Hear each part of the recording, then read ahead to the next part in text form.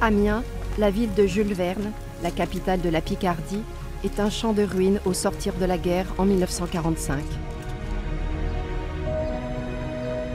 La ville, anéantie par le feu de l'ennemi, a su renaître de ses cendres et surmonter le désastre et la mort.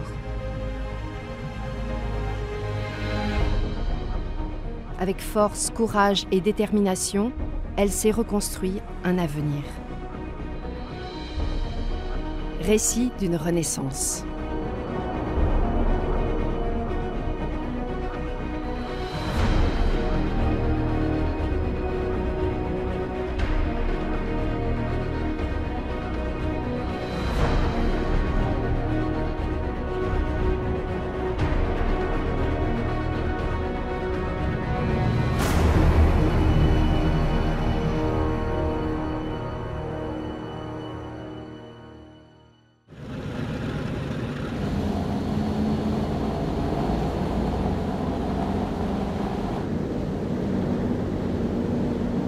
Le 10 mai 1940, les armées allemandes envahissent les Pays-Bas, la Belgique, le Luxembourg et la France.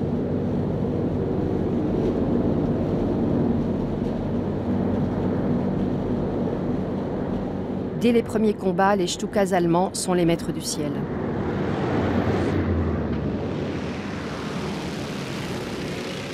Débordée de toutes parts, l'armée française recule. Le 19 mai, l'aviation allemande bombarde Amiens, nœud de communication essentiel des armées.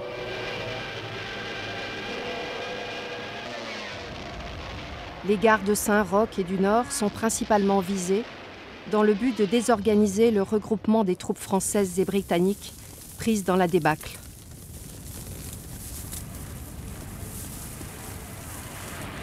Les Amiénois sont pris au piège dans une ville totalement désorganisée. Rien n'a été prévu pour évacuer la population livrée à elle-même. Les habitants fuient par milliers.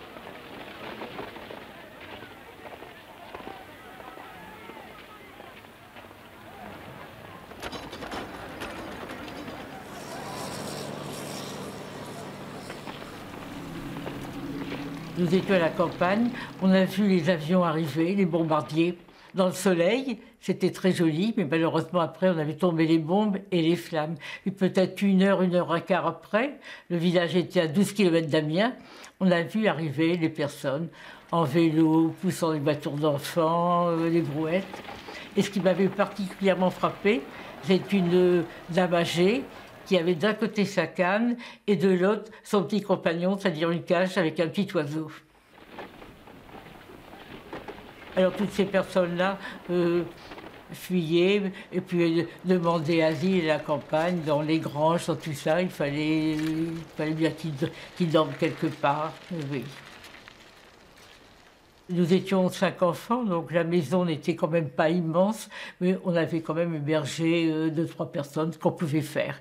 Il y avait quand même à ce moment-là beaucoup d'entraide.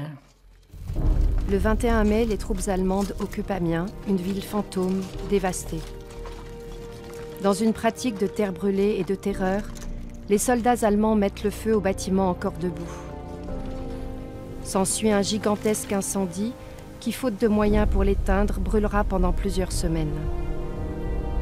Le cœur d'Amiens disparaît à jamais. Quand on évoque le positionnement d'Amiens pendant les conflits, il faut toujours avoir à l'esprit forcément que la ligne de défense, c'est la Somme. Donc nous sommes à 130 km de Paris, donc c'est forcément un verrou indispensable à la sécurité de la capitale. Donc il faut absolument tenir Amiens.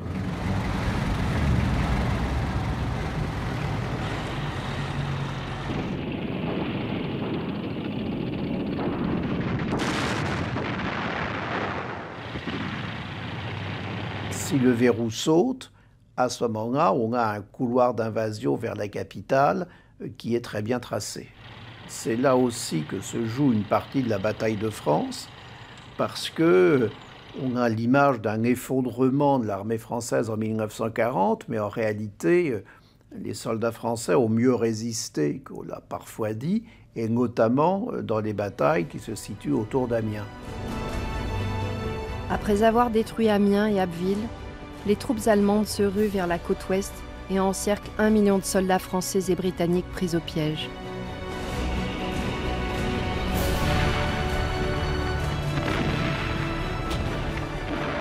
Le 6 juin, la ligne de défense de la Somme et de l'Aisne s'effondre. 2 semaines plus tard, l'armée française vaincue capitule. L'armistice est signé dans la forêt de Compiègne le 22 juin 1940.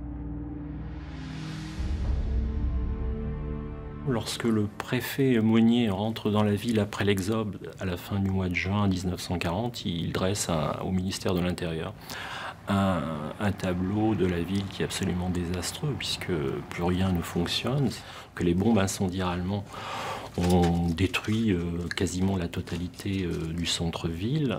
Et surtout, il n'y a plus de réseau, plus d'électricité, il n'y a plus d'eau, il n'y a plus de gaz. Donc c'est une ville qui est entièrement ravagée.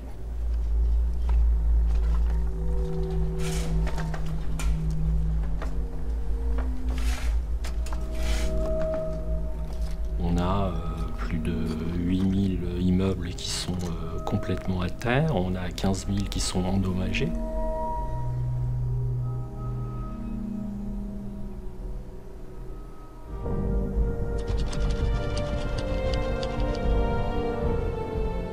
Ces destructions de la bataille d'Amiens font tragiquement écho à celles de la Grande Guerre et rappellent, comme dans un funeste jeu de Monopoly, que les mêmes rues des Trois Cailloux de Beauvais et les mêmes gares avaient déjà été détruites quand la ville avait subi les premiers bombardements aériens de son histoire en octobre 1914.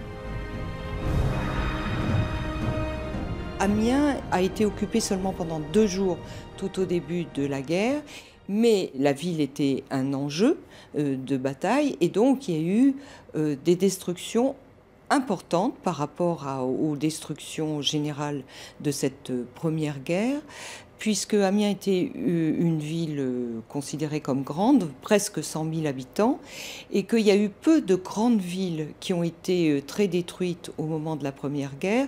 Il y a eu Reims, bien sûr, il y a eu Lille, et il y a eu Amiens. Par rapport aux dégâts de la Deuxième Guerre, c'était relativement circonscrit. Au lendemain de la Première Guerre mondiale, l'État n'a pas mis en place un grand projet d'urbanisme de la ville à reconstruire. Il a surtout cherché à indemniser les sinistrés en leur laissant le choix de reconstruire comme ils le souhaitaient.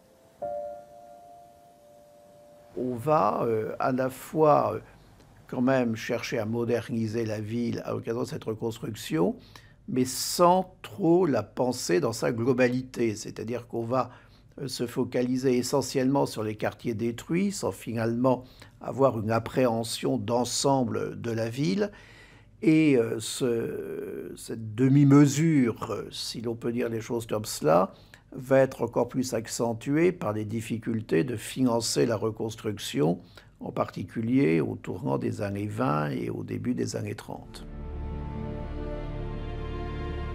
Dès 1940, le gouvernement de Vichy décide de mener une politique de reconstruction opposée à celle de l'entre-deux-guerres. Il décide de prendre en charge la reconstruction des villes détruites pendant la bataille de France. Situé en zone occupée, Amiens, avec Orléans, Rouen et Tours, a été choisi pour être entièrement repensé et réaménagé.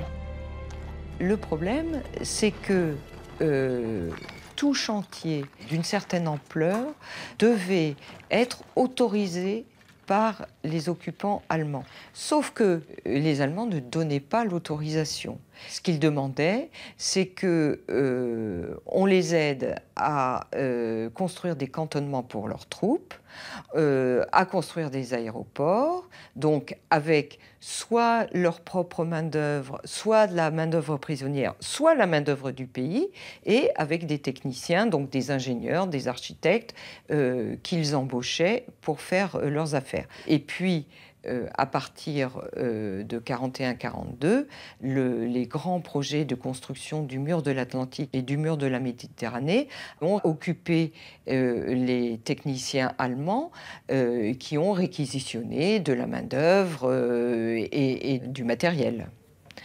Donc les Allemands ne sont pas entrés dans les objectifs de la reconstruction française. Ce n'était pas leur problème. Les Français pouvaient faire ce qu'ils voulaient. Ils pouvaient faire des plans tant qu'ils voulaient. Maintenant, commencer les chantiers, ça non, il fallait leur autorisation. Les architectes tracent les premiers plans des villes à reconstruire. Ils voient là l'occasion de mettre en œuvre les idées d'une architecture moderne, inspirée par Le Corbusier.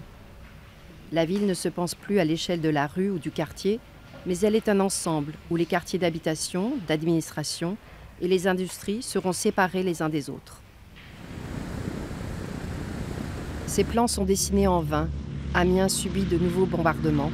Le 18 février 1944, l'aviation britannique met en œuvre l'opération Jéricho. Elle bombarde la prison pour faire libérer des membres de la résistance emprisonnés. 100 de prisonniers sont tués et 255 parviendront à s'échapper.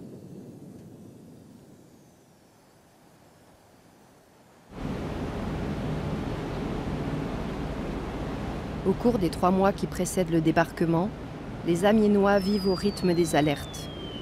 Les 27 et 28 mai, les bombardements alliés sur Amiens, visant à faire croire aux Allemands que le débarquement aura lieu dans le Pas-de-Calais et la baie de Somme, fait plus de 300 victimes. Car en ce jour de Pentecôte, de nombreuses familles sont réunies. Dans l'angoisse des bombardements, des Amiénois fuient la ville et se réfugient dans les bois.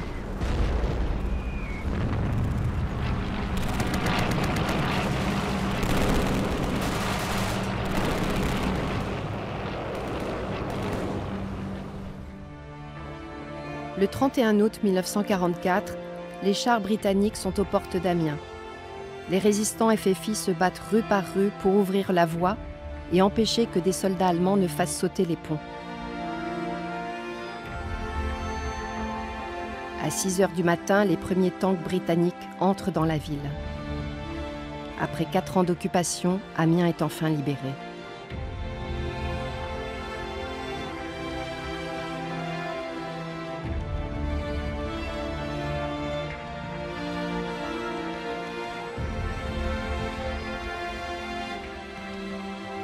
Le chef du gouvernement adresse à la France et au monde un message de joie et de légitime orgueil.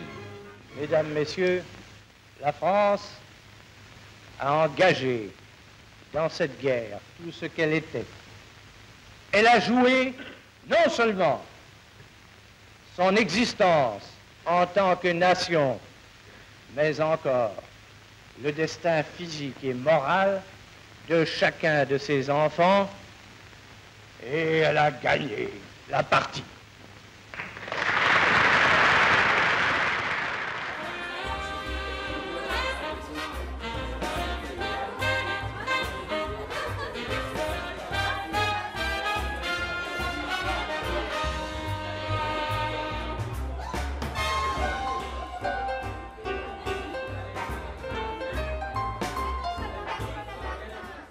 En rendant visite au pays du Nord, c'est à la France du travail que le général de Gaulle a tenu à s'adresser.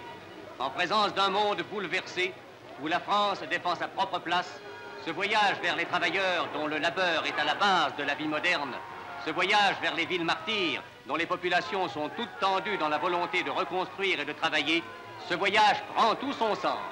Beauvais, Amiens, aux cathédrales épargnées, marquent les premières heures du voyage.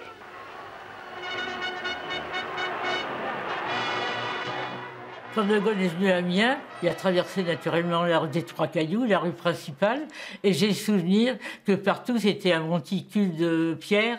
Il n'y avait simplement que la façade, par miracle, du théâtre qui était restée. Il a traversé au milieu des grabats. Hein. Avec mon frère, pour mieux le voir, on avait grimpé sur nos vélos, mais on était heureux, on sentait quand même une délivrance, une libération. Il était très acclamé par la population.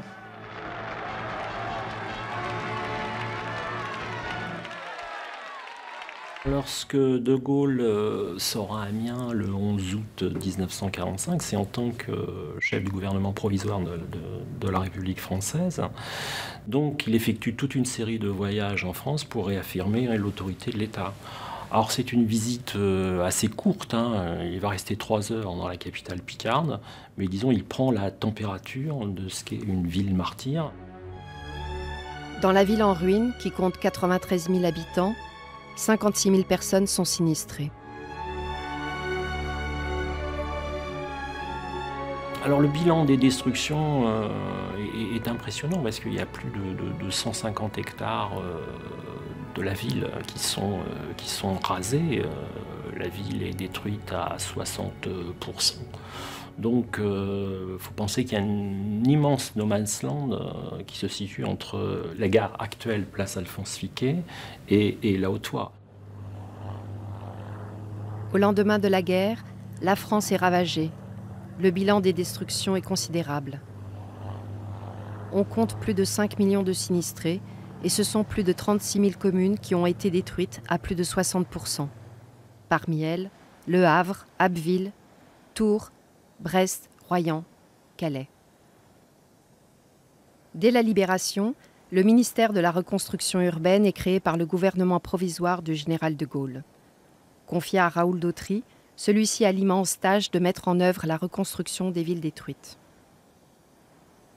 Lorsque Raoul Dautry vient à Amiens, c'est la première personnalité officielle qui vient au chevet des Amiénois, on peut dire ça comme ça. Et Raoul Dautry est là pour promettre aux Amiénois que la reconstruction va avoir lieu, puisque de toute façon, il y a un plan de reconstruction depuis 1943, mais simplement, il leur demande surtout de patienter, parce qu'en 1945, il y a très peu de choses pour reconstruire la ville. Il n'y a pas de crédit, il n'y a pas de matériaux, et nous sommes face véritablement à la plus totale pénurie. On oublie souvent de souligner que le ministère de la Reconstruction n'est pas un ministère prioritaire. C'est souvent le ministère des Travaux publics qui se taille la part du lion. C'est-à-dire, faut refaire des routes, faut refaire des voies ferrées, il faut construire des ponts, des viaducs. Il faut faire passer le trafic coûte que coûte. Et ça, c'est l'objectif numéro 1 du gouvernement à l'époque. Toutes les forces politiques reconnaissent la nécessité d'avoir un État fort. La guerre a profondément transformé la vision de l'État dans les différentes familles politiques de l'époque.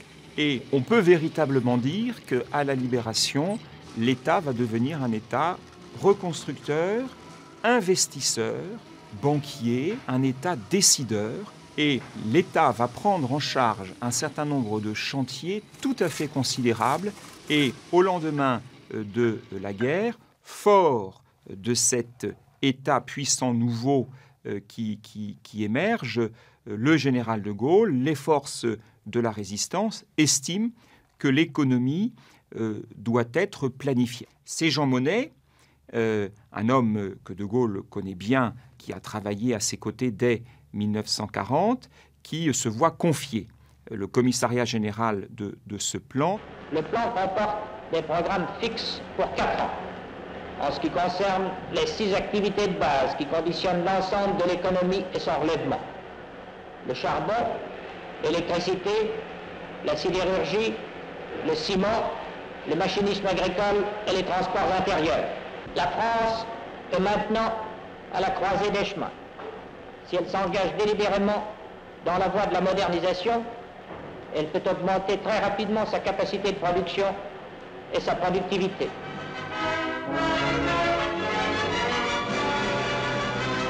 Et donc on va prioritairement relancer cette industrie lourde et donc laisser de côté les industries de consommation et la question du logement. On comprend bien qu'il y a là une logique absolue. On ne peut pas se lancer dans la reconstruction des logements si l'on n'a pas d'abord une industrie qui produit de l'acier, du ciment. On ne peut pas se lancer dans la construction sur une échelle considérable de logements si l'on n'a pas les transports ferroviaires qui permettent de faire venir des lieux de production ou des ports où on les importe, les matériaux dont on a besoin dans le pays.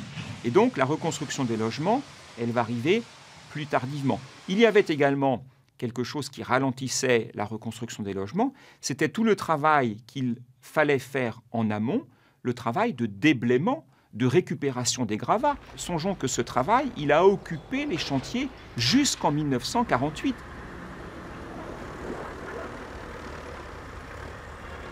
Un an a passé.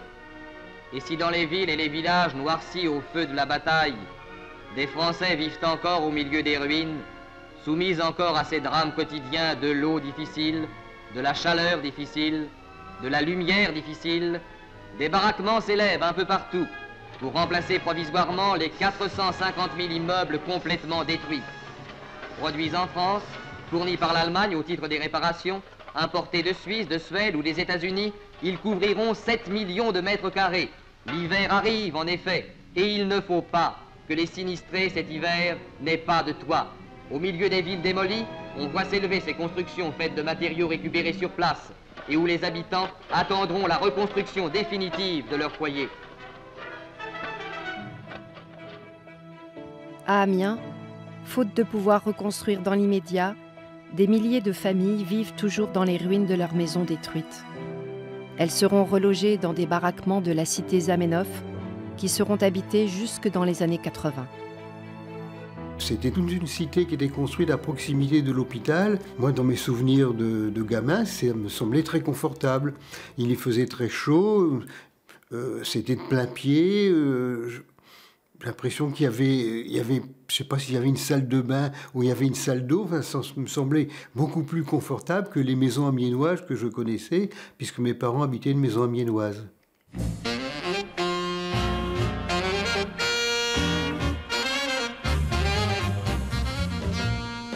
Si le gouvernement provisoire du général de Gaulle ne peut dans l'immédiat se lancer dans le chantier de la reconstruction, il s'attache à réinventer les fondements de la démocratie. Les Françaises et les Français sont appelés aux urnes. Alors en avril-mai 1945, il y a les premières élections générales depuis la libération du territoire, ce sont les élections municipales. Le général de Gaulle et son gouvernement provisoire avaient prévu, bien avant le débarquement de 1944, les moyens de réaliser ce que l'on appelait le rétablissement de la légalité républicaine en France. Et les bureaux de vote, malgré tout l'appareil solennel du tapis vert, de l'isoloir et de l'urne, sont devenus très féminins puisqu'au nombre des électeurs s'ajoute pour la première fois la foule des électrices. Madame Joliot-Curie, pour un seul instant, a quitté son laboratoire. Voici la compagne d'un martyr de la résistance, Pierre Brossolette. Et si, comme toute l'armée, le général ne vote pas, voici Madame Charles de Gaulle. Maurice Thorez. Toute la France, avec conscience, a voté. Les communistes, en 1945, espéraient beaucoup prendre la municipalité. Et c'est un autre résistant socialiste, Maurice Vaast, qui est devenu le premier magistrat de la ville. Il est surtout, lui, le porte-parole des Amiénois. Donc il remonte auprès du ministre, bien évidemment, toutes les doléances par rapport à tous ceux, forcément, qui n'ont pas d'abri, pas de logement. Sur les routes gelées, les transports ne peuvent même plus se transporter eux-mêmes. Le bétail ne trouve plus à brouter que de la neige. Et nos campagnes ne sont qu'un immense frigidaire d'où on ne peut plus arracher les légumes. Et puis le gel qui a paralysé nos canaux, bloqué les péniches qui auraient amené le charbon. L'hiver 47 est terrible pour les Français qui vivent de plus en plus difficilement les restrictions de l'après-guerre. La France doit faire face à une très grave crise alimentaire. On ne trouve plus de farine. Les boulangeries sont fermées 3 jours par semaine. Les tickets de rationnement encore en vigueur donnent droit à des rations de pain qui sont inférieures à celles reçues pendant la guerre. C'est une exaspération qui va grandir au fil des mois parce que les Amiénois pensent qu'avec la paix, ils vont se retrouver dans une situation qui était antérieure au conflit. Donc il y a des trafiquants, c'est le marché noir, il y a les profiteurs de guerre. Et c'est ceux d'ailleurs qu'on retrouve face à l'opinion publique, forcément, qui est extrêmement mécontente, mais qui dit « mais que fait le gouvernement du gouvernement provisoire, puisqu'il est incapable de nous nourrir convenablement ?» Les Français, épuisés par cette vie de misère, se révoltent et manifestent pour dire leur colère. De manière tout à fait spontanée, un mécontentement se manifeste au début de l'année 1947 qui aboutit au déclenchement de grèves qui commencent dans les usines automobiles Renault au mois d'avril 1947 et qui témoignent de cette difficulté de la vie quotidienne des Françaises et des Français. Climat de trouble, c'est l'atmosphère de cette semaine. Dans les mines du Nord où l'effervescence continue, les compagnies de sécurité ont dû intervenir pour libérer les puits des piquets laissés par les grévistes pour empêcher tout travail. Les forces de police munies du matériel anti-gaz n'ont pas eu la plupart du temps à faire usage de la force. Mais en d'autres endroits, l'épreuve a pris un caractère nettement dramatique. Ce sentiment de colère et de désespoir touche toute l'Europe, où des millions de personnes vivent toujours dans les ruines, la misère et la faim. Le risque est grand de voir le continent européen sombrer dans un nouvel embrasement, alors que naissent les tensions de la guerre froide. C'est ce qui pousse les États-Unis à intervenir.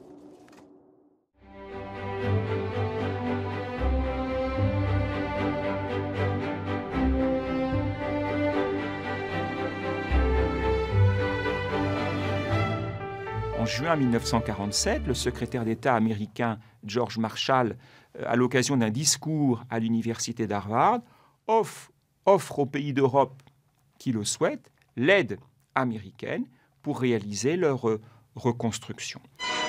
Le plan Marshall n'est plus aujourd'hui un projet, c'est maintenant une réalité. À Washington, le président Truman a signé la loi votée par le Congrès et qui assure aux nations participantes d'Europe quelques 6 milliards de dollars, soit 1800 milliards de francs. Grâce à cette aide, dont l'idée fut lancée voici 10 mois, l'Europe compte se redresser définitivement. Au total, les Américains vont, par différents moyens, donner 14 milliards de dollars aux 16 pays d'Europe qui ont accepté leur aide. C'est une somme inouïe. La France, elle seule, va en recevoir 20%. Et de ce plan Marshall va également naître le rapprochement entre les pays d'Europe. N'oublions jamais que pour répartir l'argent du plan Marshall, les Européens vont se constituer en une organisation européenne de coopération économique, l'OECE, qui est un des premiers pas vers la construction d'une Europe unie dont les pays travaillent en commun. Dans toute la France, il n'était pas de ville plus dévastée qu'Amiens. Amiens, avec ses 10 000 maisons détruites, resterait-elle une ville morte? Amiens a voulu vivre. La ville la plus sinistrée de France sera demain la ville la plus rapidement reconstruite. Avec l'aide du plan Marshall, le ministère de la Reconstruction urbaine peut enfin mettre en œuvre les chantiers de la reconstruction.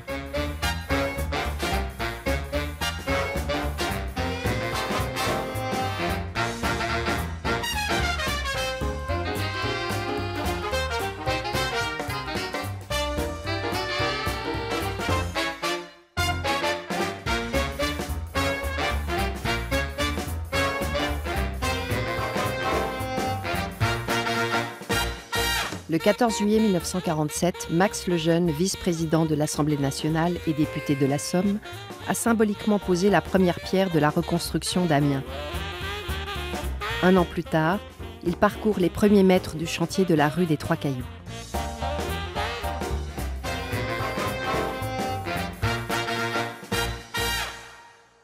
Et si Amiens, entre ses boutiques de planches et de briques, a retrouvé l'activité, elle commence aussi à retrouver au milieu de ses ruines la forme de son avenir.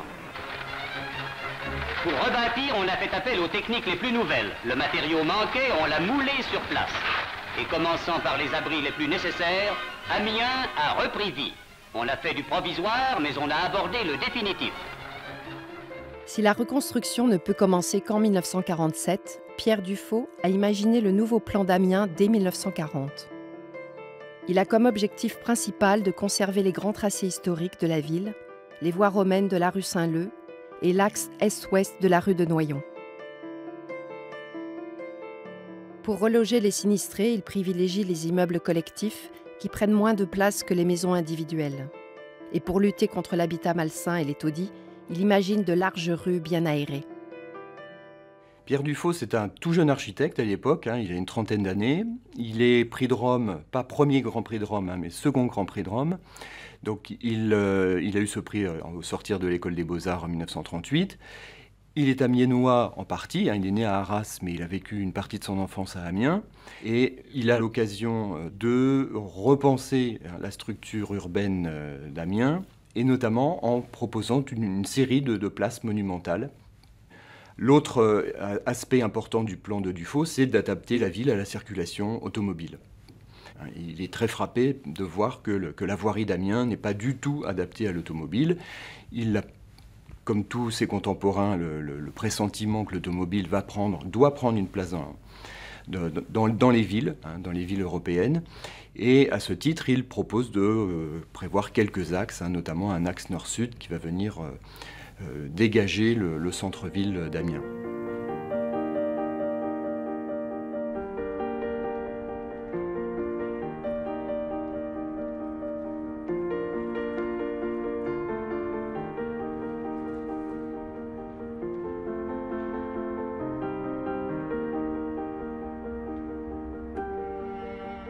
La place René-Goblet, c'est aussi l'un des emblèmes de la reconstruction. C'est la nouvelle porte d'Amiens et on débouche sur cette place René-Goblet qui avait été aménagée au XIXe siècle sur un ancien cimetière. Donc il y a une très belle ordonnance néoclassique qui a été préservée, hein, qui n'a pas été bombardée.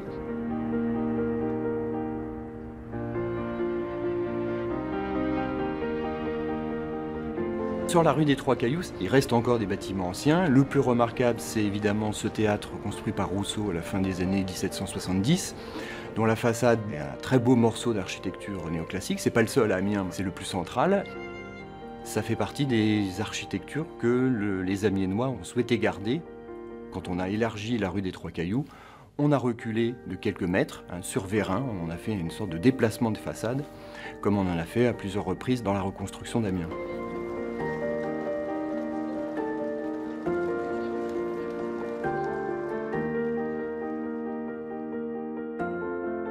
Il y a un vrai enjeu professionnel dans cette reconstruction d'Amiens, c'est aussi de donner du travail, de faire participer toute la profession locale, puisque Pierre Dufaux, en fait, dans son plan de reconstruction, a déterminé un certain nombre d'îlots, et dans chacun de ces îlots, plusieurs architectes d'opération sont chargés de concevoir un bâtiment.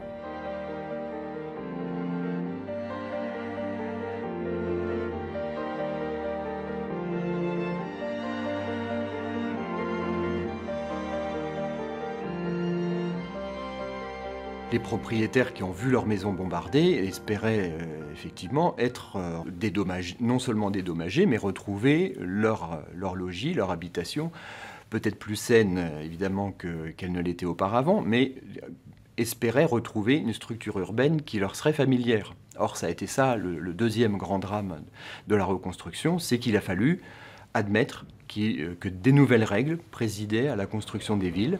Et les propriétaires ont dû vivre, certes dans des logements beaucoup plus confortables, mais dans un environnement urbain qui avait complètement changé. Ce que les sinistrés qui ont été relogés dans les immeubles collectifs n'ont pas apprécié, c'est qu'ils avaient perdu leur maison. Et que je pense que c'est ça qui a primé leur maison. Ça veut dire avec leurs souvenirs, avec le parfum des lignées qui étaient peut-être là depuis longtemps, avec les habitudes du quartier, avec tout ce qui fait l'environnement qu'on tient plus ou moins à sa maison, et souvent plus que moins. Donc ils ont été transplantés ailleurs. Si on rajoute à ça que la vie était difficile, que peut-être ils avaient perdu des gens des membres de leur famille pendant la guerre, que de toute façon ils avaient vécu une période difficile, se réaccoutumer à un nouvel environnement, c'était difficile.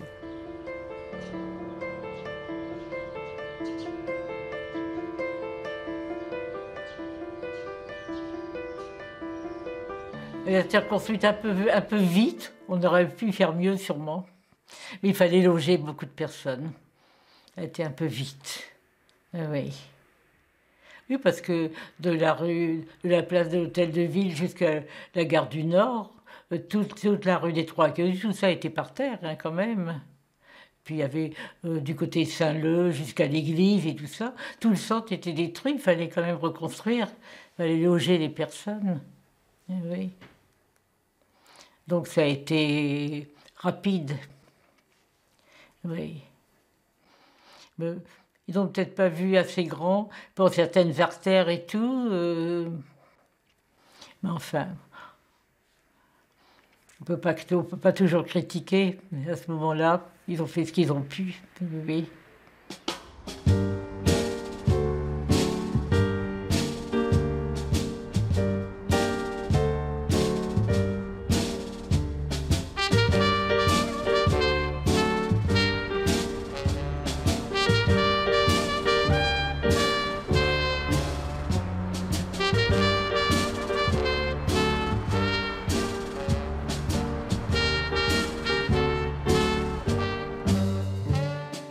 Auguste Perret, par sa maîtrise de la construction en béton armé, est l'architecte qui jouit d'une notoriété et d'un prestige unique en France. Les grands systèmes de construction ne sont pas nombreux. Il y a d'abord celui de la plate-bande. C'est le système de la poutre posée sur deux appuis qui a donné naissance à toute l'architecture antique. Et puis, il y a le système de la voûte. C'est celui qui a donné naissance à toutes nos cathédrales. Aujourd'hui, nous construisons en acier et en béton de ciment armé. C'est la connaissance approfondie des conditions tant permanentes que passagères et des systèmes de construction qui nourrit l'imagination de l'architecte, comme la connaissance de la langue, l'exigence du vers inspire le poète. L'architecte est un poète. C'est un poète qui pense et parle en construction. En un mot, j'ai la conviction que le métier, la technique, n'est pas pour l'imagination un frein, mais bien au contraire un accélérateur. Pierre Dufau, comme tous les jeunes architectes de sa génération, a une très grande admiration pour Perret, et c'est vers lui qu'il se tourne pour lui confier en 1942 le soin de reconstruire la gare, non seulement la gare du Nord démolie, mais aussi toute la place qui va l'accompagner. Perret imagine d'abord une façade pour la gare que la SNCF va lui refuser. Il y aura un long bras de fer entre Perret et les ingénieurs de la SNCF. Ils n'ont pas droit de regard sur la tour Perret, mais sur la gare Perret. La SNCF a son mot à dire et considère que le projet de la gare tel qu'il est formulé par Perret est beaucoup trop dispendieux. Certes, il reste beaucoup de gares à reconstruire. La SNCF a affecté ses crédits en priorité aux investissements les plus rentables, électrification, modernisation technique. Mais l'élan a été donné, le visage des gares a changé.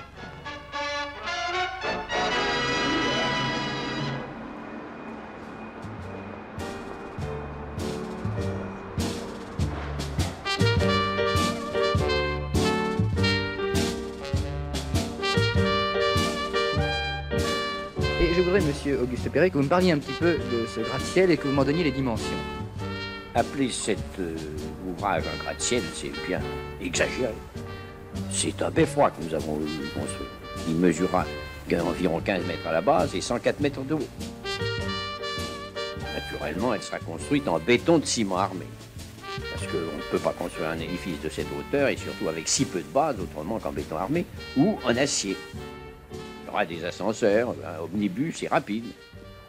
La tour Perret d'Amiens est conçue avant que Perret ne soit sollicité pour reconstruire le Havre.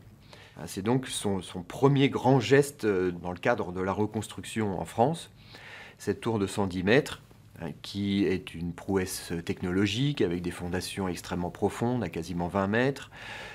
Évidemment, une architecture entièrement en béton, très bien isolée, avec plusieurs couches de parements de béton, parce que Perret, évidemment, joue gros. Il construit une tour dans le nord de la France, avec des vents de nord-est qui sont très forts.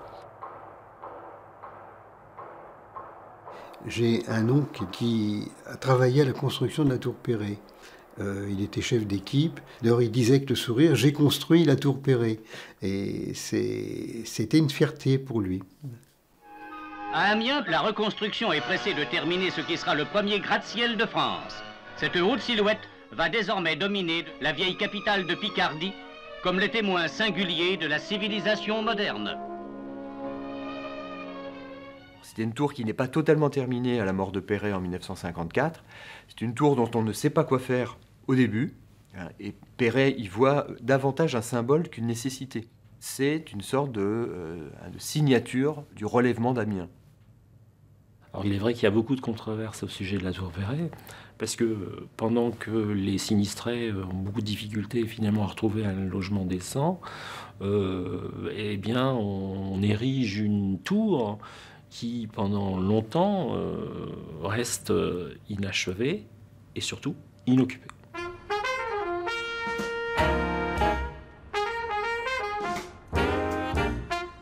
On avait établi en fait un budget en 1947 qui devait se situer à 50 millions de francs. Et en 1953, lorsqu'on achève le gros œuvre, on a largement dépassé ce chiffre, puisque la Cour des comptes a estimé qu'on était au-delà de 220 millions de francs de l'époque. On a financé cette tour malgré les difficultés. On a mis les moyens qu'il fallait, tout en sachant que, c'est vrai, il y avait une sorte de gageure et presque d'inutilité à construire une telle tour. Mais la reconstruction, malgré toutes ces difficultés, passe aussi par des gestes forts.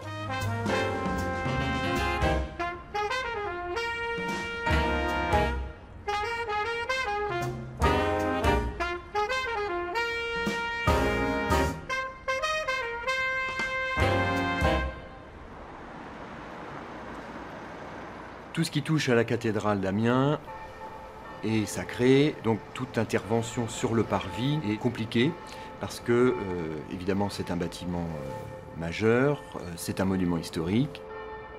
Il y a eu beaucoup d'opposition à tous les projets qui ont été soumis pour transformer de façon un peu radicale le parvis de Notre-Dame. Et ça n'est pas un hasard si c'est le dernier maillon en fait, de la reconstruction d'Amiens qui s'achève dans les années 2000.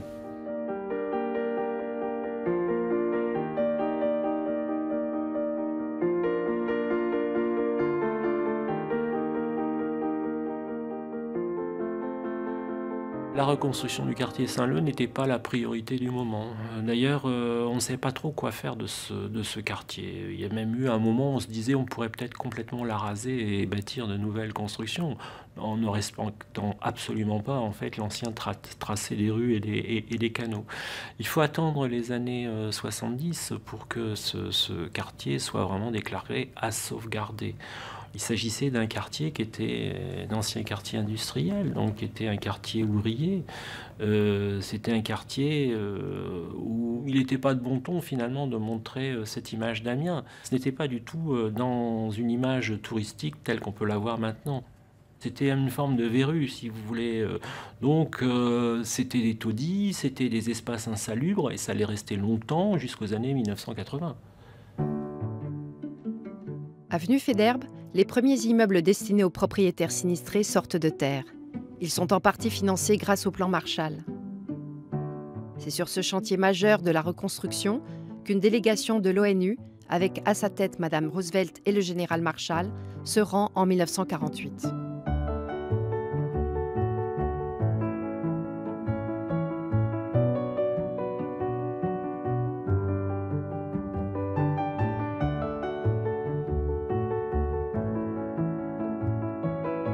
Le choix de la pierre de taille donne du prestige à ces habitations.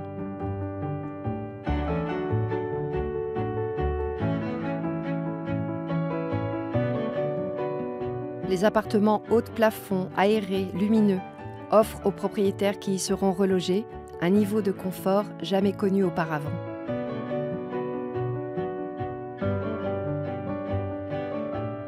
En 1949, le Haut Commissariat au ravitaillement est enfin supprimé. Les Français aspirent à une vie meilleure. Le premier salon des arts ménagers de l'après-guerre ouvre ses portes à Paris. Que le salon des arts ménagers présente à votre attention, mesdames, ces derniers perfectionnements.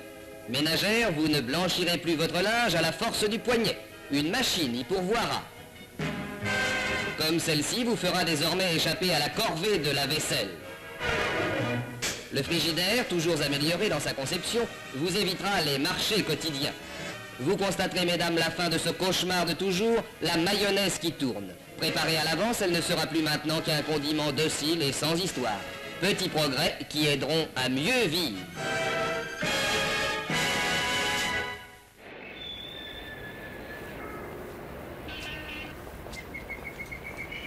Ces prémices du confort moderne, importé du mode de vie américain, sont encore largement inaccessibles à l'ensemble des familles françaises.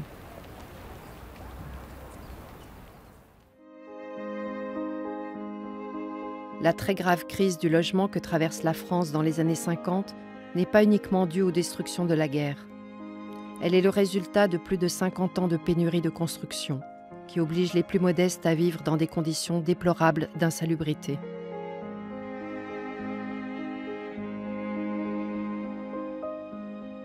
Ce sont de véritables cours des miracles où des familles vivent dans des conditions indignes du XXe siècle, sans eau, sans gaz et parfois sans électricité.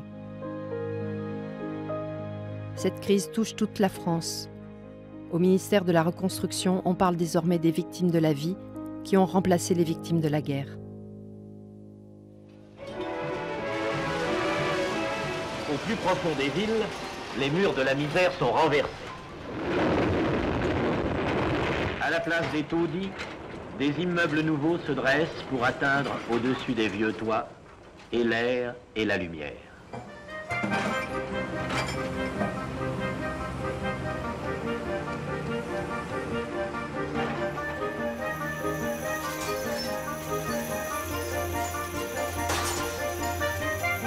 On peut discuter de la façon dont ce logement de masse a été conçu. Ce qui est clair, c'est que la France avait besoin de centaines de milliers, voire de millions de logements. La reconstruction a été un moment très particulier dans l'histoire de l'habitat en France. On a reconstruit sur place, mais on savait qu'il restait tout le travail qui n'avait pas été fait entre les deux guerres, qui était de l'ordre de l'extension des villes. Là, il y avait une nécessité de construire vite et beaucoup. Dans une ville comme Amiens, la reconstruction s'achève autour de 1961, parce que symboliquement, on dissout l'association de reconstruction. Autour de 61, on est dans ce constat que les Amiénois ne sont pas tous logés à la même enseigne. C'est pourquoi on a décidé d'aller sur le plateau au nord de la ville pour créer une ZUP.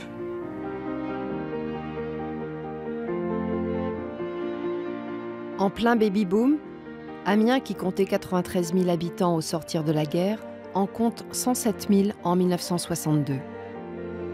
Les grands ensembles de plus de 10 étages du quartier du Pigeonnier sortent de terre. Ils vont accueillir les premières familles dans des logements confortables. Cette même année, la Picardie est déclarée terre d'accueil des rapatriés d'Algérie, qui sont 1 million à rejoindre la France. Amiens va leur réserver 30% de logements dans les HLM qui sortent de terre. Chaque jour maintenant, une dizaine d'avions de ligne font la rotation Alger-Marseille, déversant à Marignane leur cargaison de voyageurs. La peur du lendemain, l'angoisse du présent donnent à cet exode ses raisons et ses résonances. Sont-ils, ces émigrants, une minorité bientôt absorbée? Sont-ils l'avant-garde d'un retour plus massif? Elle ne sort, cette France, qui est entrée en guerre en 1939, définitivement de la guerre qu'en 1962. C'est-à-dire que cette génération qui a réalisé le chantier immense de la reconstruction, c'est cette génération qui a souffert de la guerre, de l'occupation, souffrance physique, souffrance psychologique, celle de la défaite d'un pays qu'on pensait être très puissant. C'est celle également qui subit ces guerres coloniales. Et pourtant, c'est la génération qui relève le pays au début des années 1960.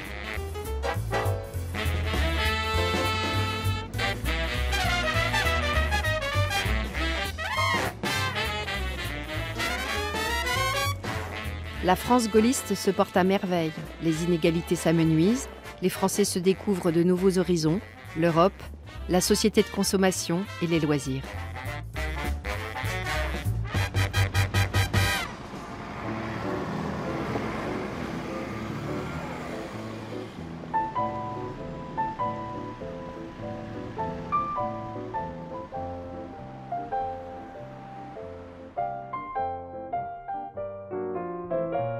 Amiens n'avait plus de théâtre municipal depuis 1940, donc à la fin des années 50, Malraux est arrivé comme ministre de la Culture du général de Gaulle et il a conçu ce projet de maison de la culture. C'était un souhait des Amiénois de retrouver une grande scène, puisqu'ils n'avaient plus à leur disposition que quelques cinémas, le cinéma de quartier et aussi le cirque municipal. Les Amiénois ont l'impression de vivre un moment historique et qui clôt la période de la reconstruction. Vous êtes tous ici, et combien d'Amiénois seront là après vous? Vous êtes plus nombreux comme abonnés de cette maison qu'il n'y a d'abonnés à la Comédie Française. Il n'y aura pas de maison de la culture sur la base de l'État, ni d'ailleurs de la municipalité. La maison de la culture, c'est vous. Il s'agit de savoir si vous voulez le faire ou si vous ne le voulez pas.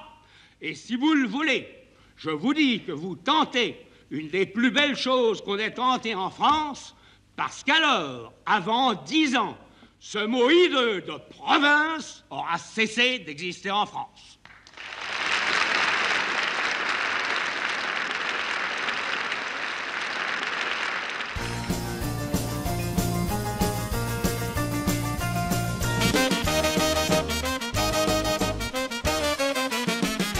Amiens tourne enfin le dos aux années d'après-guerre. Sa jeunesse s'émancipe et revendique son indépendance et sa liberté.